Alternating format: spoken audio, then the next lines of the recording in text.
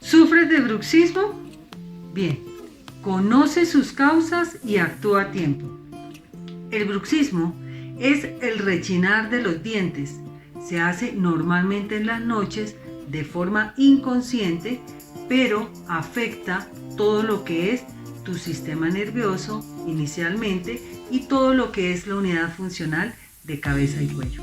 Las causas del bruxismo pueden ser por sustancias alucinógenas, porque no duermes correctamente, porque no duermes lo suficiente, porque tienes disfunción, porque este maxilar inferior está funcionando mal, hay disfunción de la ATM, por parásitos, de hecho también puede haber causa de bruxismo por parásitos, o por un mal funcionamiento de todas tus cervicales, de toda tu columna vertebral en la parte cervical.